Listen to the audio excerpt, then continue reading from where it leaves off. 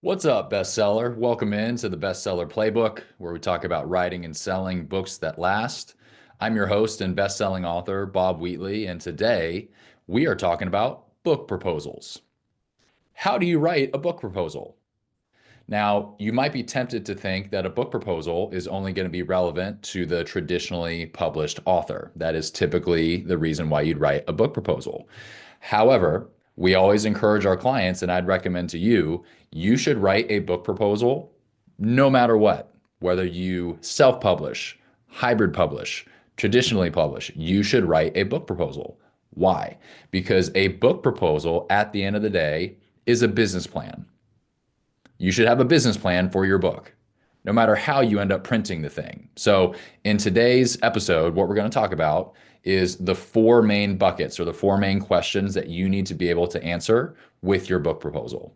Now, like any personal brand, like any business, these four questions really they're relevant in each and every project that you launch. So, what we always encourage our clients to answer, you need to ask yourself these four questions. Who am I? What problem do I solve? Who do I serve specifically? And how do I make money? Who am I? What is the problem? Who am I solving it for? How do I make money? So when it comes to your book proposal, let's walk through those four buckets and help you understand what it looks like when it comes to your actual your book proposal. So on that first question, who am I? That might seem like a simple question, and it might even seem a little woo-woo. Who am I? What we're trying to do here, knowing that your book proposal is truly a business plan, you need to pitch yourself to the agent, to the traditional publisher, to whoever's going to read this book proposal. Who am I? Why am I worth listening to? So within the section that you are answering that question, this of course is going to have your expert biography and all the things that you've done. You're going to have your endorsements from the other authors or the other speakers who have read your work, right? So and so is the best author ever. So and so, like, this is the best book I've ever read. You're going to have your endorsements. But you also need to specifically share in your book proposal why you wrote this book. You're going to have competitors in the marketplace. There will be other books that are like yours, and that is potentially a problem. How are you going to stand out from the crowd? Why are you different? So, to answer that question, who am I? That's really what the publisher is going to be asking themselves when they look at your book idea or your book proposal. Who is this person? Why should I care? You need to answer that in your proposal. So the first couple pages are going to be author focused. They'll be you focused. It's going to be a heartfelt plea saying, hey, this is why I wrote this book. This is why I devoted months, years to this project. And here's why it means so much to me. Here's where I think it could help. So it will be your biography. It'll be people's endorsements of you. It will be your specific your sales pitch. It's the warm and fuzzies. It's the heart feel. That's the who am I question. Now, next question would be what problem specifically does it solve? A book is there specifically in the nonfiction space. A book is there to solve problems. You need to understand, even before you sit down to write, what problem does this book solve for the world? That is another reason why creating a book proposal is actually important to somebody who isn't even going for a traditional deal, because it forces you. It's the exercise where you have to think, okay, what problem does this book solve? If I'm going to sit down for the next 6 months and write 200 pages, let's be laser focused and say, all right, this is what I'm setting out to do. So on the question, what problem does this book solve? What you'll end up doing is you'll have a brief synopsis of the book, high level, but then also you should have a chapter by chapter breakdown of what you're going to say in the book. So if you're writing the 7 tips to lose weight or the 5 ways to be a better parent, you will have an intro chapter, you'll have a conclusion chapter, and then you'll have those 5 bullet points in the middle, or you'll have those 7 bullet points in the middle. What you need to do in your book proposal is actually have a step-by-step breakdown, and it might be a paragraph, per chapter, but you need to tell the reader of that proposal, which is the literary agent or the publisher, I know where I'm taking this thing. Here's what I'll talk about in chapter one. Here's what I'll talk about in chapter two, chapter three. And again, this exercise is good for the author no matter how you're going to print the book. Again, it's the business plan, it's the outline, it's let's get all of our ducks in a row and make sure that we know where we're going with this. So in the what problem do I solve section two, that's going to be really important to have the chapter outlines to be able to follow step by step what things look like. You will also include a sample chapter, the entire thing. So this does not mean that you need the entire book. This does not mean that that sample chapter as currently written is going to end up in the final product. Not what I'm saying. But you need to display your writing style. You need to display your writing skill. If you're a first-time author and nobody has ever read your stuff, and then you're sending this book proposal to a traditional publishing house and saying, hey, pay me in advance, they're going to want to see how you write. They're going to want to see if you write. So by having not only the chapter outlines, but having a sample chapter, hey, here's chapter three. And in all honesty, that might be the only chapter that you've written. Who knows, right? Usually a book proposal, especially if you're sending it through an agent to a traditional publisher, you don't even have the book written yet.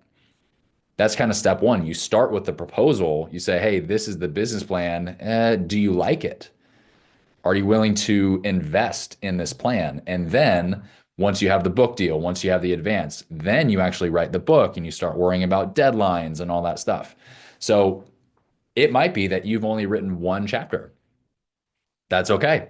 That is the chapter that you include with the book proposal. Because again, you're trying to illustrate, you're trying to answer the question, what problem does this book solve? By giving the reader of the book proposal samples, by giving them a semblance of, okay, I understand where they're going with this. You are answering that question in their mind. What problem does this author solve? What problem does this book solve for the world? So that's bucket number two. Bucket number three is who do you serve specifically?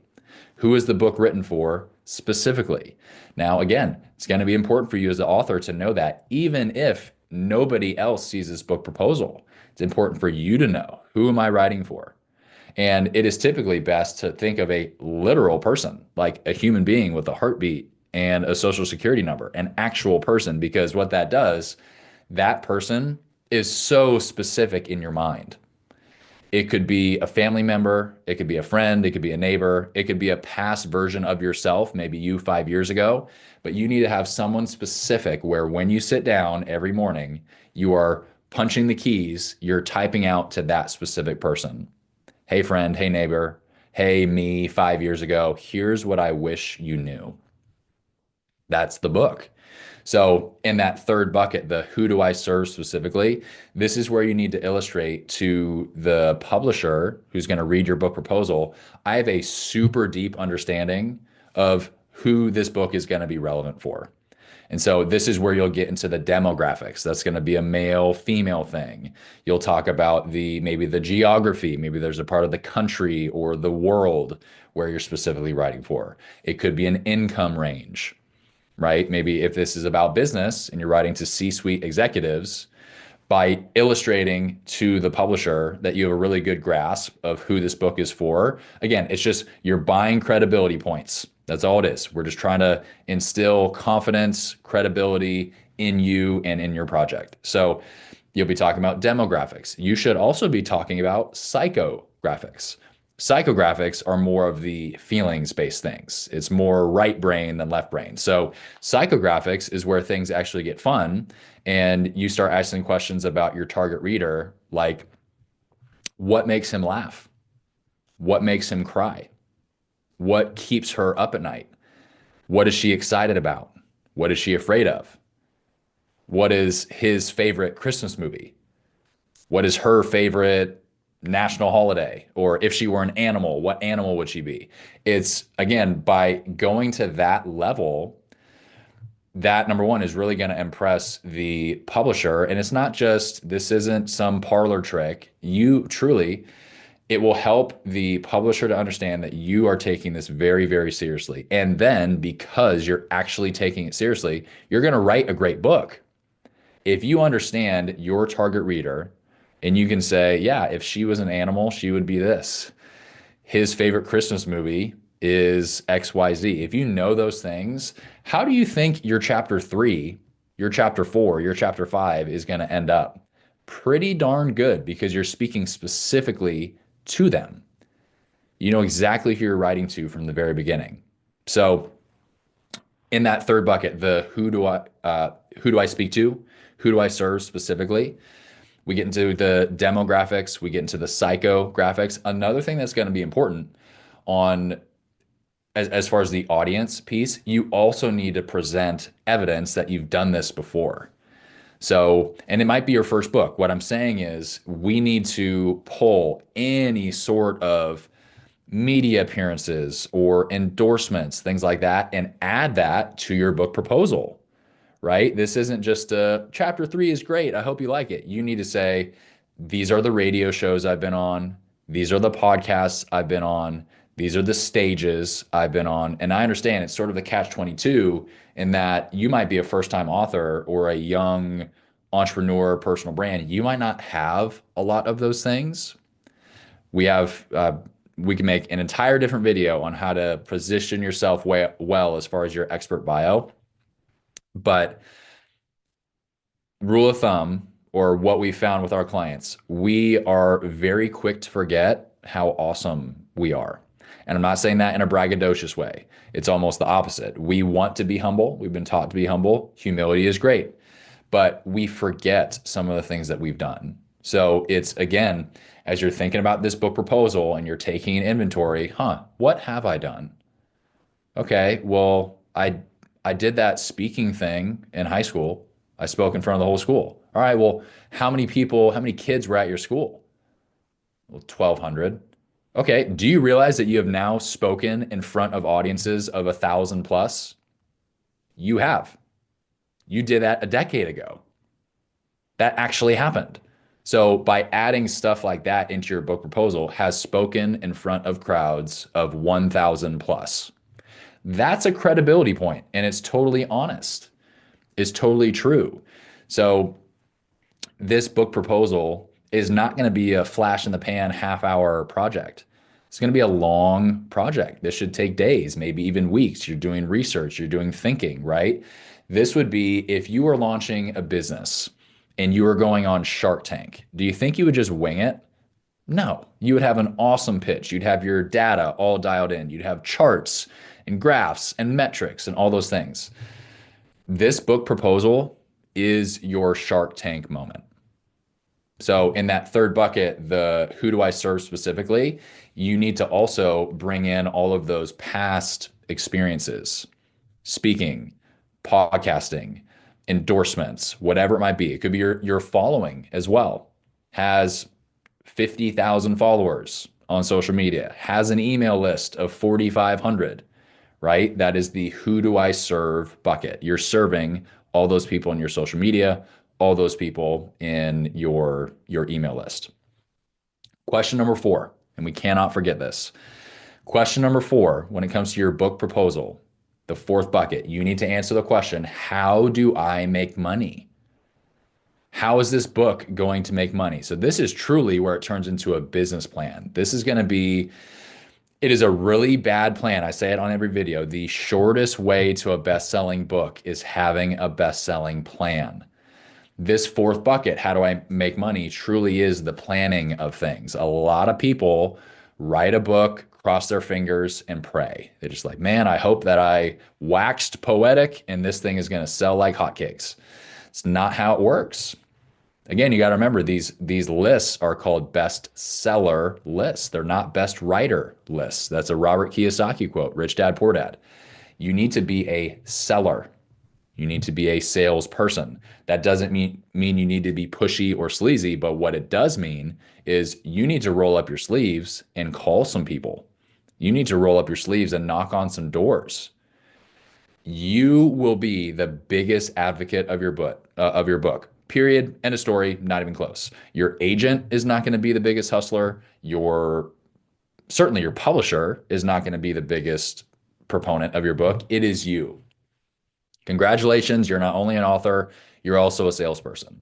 So in this fourth bucket, the how do I make money, you need to display to the publisher that you have an idea of how you're actually going to sell books. So this is where you talk about here's the podcast tour that I'm going to go on.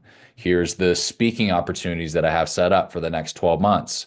Here's my plan as far as freebies and giveaways, right? There's a lot of cool and fun and innovative things that you can do, but what you don't want to do is have zero plan, present that to the publisher, and then expect them to be wowed. Not at all. Especially if you're a young author, if you're a first-time author, for somebody like a traditional publisher to take a chance on you and give you an advance, stuff like that, you need to be completely dialed in as far as your business. Again, I think the Shark Tank analogy is a good one here. If you are up and coming, nobody really knows your name, your business, your product, you need to have such a good sales pitch on Shark Tank for them to take you seriously, right? And people do that, right? I don't know if you've ever watched the show, but there are people they're not profitable as a business, but their conviction is there, the business plan is there, and they, in those 5 minutes, are giving a sales pitch to the sharks saying, will you believe in me? This is going to work. I will not stop until it works. Give me a chance. Your book proposal is that. It's exactly that. It's the business plan. So, hope this has been helpful. Again, just to recap, the 4 main buckets when you're launching any sort of business, project, or in this case, writing a book proposal. Question number 1, who am I? Question number 2, what problem do I solve? Question number 3, who do I serve specifically? Question number 4, how do I make money? Those are going to be the 4 components of your book proposal. There's a lot of nuance within that, but we're just keeping it high level today. Those are the 4 components. So hope this has been helpful. If you have any additional questions on all things books, could be book proposals like we did today, could be writing books, could be publishing, could be selling books. Please leave me a comment. Let me know your question. I'm happy to answer it on future videos.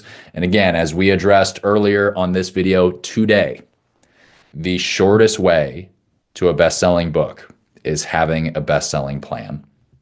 We'll see you next time.